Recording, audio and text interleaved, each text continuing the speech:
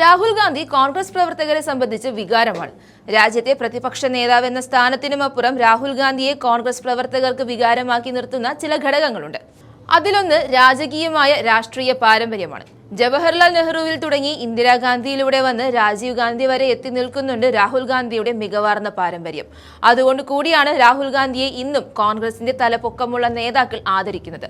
കഴിഞ്ഞ ദിവസം തമിഴ്നാട് മന്ത്രിമാരുടെ സത്യപ്രതിജ്ഞാ വേദിയിൽ ചില നാടകീയ സംഭവങ്ങൾ അരങ്ങേറിയിരുന്നു. അതാണ് രാഹുൽ ഗാന്ധിയുമായി ബന്ധപ്പെടുത്തി ചില കാര്യങ്ങൾ ആദ്യം തന്നെ ഓർമ്മിപ്പിച്ചത്. തമിഴ്നാട്ടിൽ കഴിഞ്ഞ ദിവസം മന്ത്രിമാരുടെ സത്യപ്രതിജ്ഞ ചടങ്ങ് നടന്നു. ഗവർണർ നേതൃത്വം നൽകിയ ചടങ്ങായതുകൊണ്ട് തന്നെ പ്രോട്ടോകോൾ ലെവലേഷൻ പോലും മാറാതെയായിരുന്നു ചടങ്ങ് നടന്നത്. എന്നാൽ ഏവരെയും ഞെട്ടിച്ചുകൊണ്ട് ചില കാര്യങ്ങൾ ആ വേദിയിൽ സംഭവിച്ചു. സത്യപ്രതിജ്ഞയ്ക്ക് പിന്നാലെ രാഹുൽ ഗാന്ധിക്ക് വേണ്ടി മുദ്രാവാക്യം വിളിച്ചിരിക്കുകയാണ് കോൺഗ്രസ് MLA-യും മന്ത്രിയുമായ S. രാജേഷ് കുമാർ. കന്യാകുമാരിയിലെ കുന്നത്തൂർ മണ്ഡലത്തിൽ നിന്നുള്ള കോൺഗ്രസ് MLA ആണ് S. രാജേഷ് കുമാർ. സത്യപ്രതിജ്ഞ പൂർത്തിയായതിന് പിന്നാലെ ജനങ്ങളുടെ നേതാവ് കാമരാജ് വാഴുക, രാജീവ് ഗാന്ധി വാഴുക, രാഹുൽ ഗാന്ധി വാഴുക എന്ന് പറഞ്ഞാണ് അദ്ദേഹം മുദ്രാവാക്യം വിളിച്ചത്.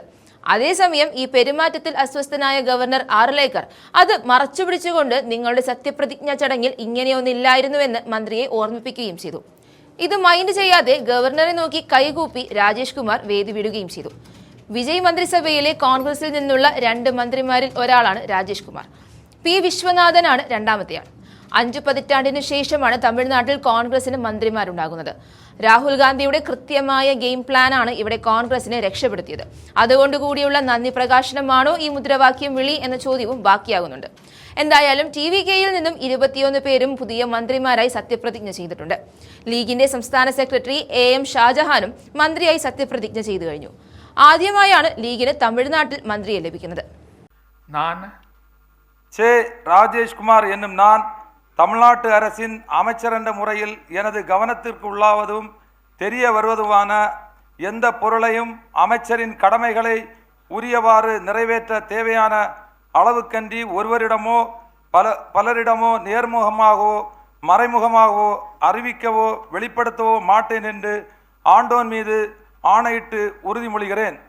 பெருந்தலைவர் காமராஜர் நாமம் வாழ்க, பாரத ரத்னா ராஜீவ் காந்தி நாமம் வாழ்க, மக்கள் தலைவர் ராகுல் காந்தி வாழ்க.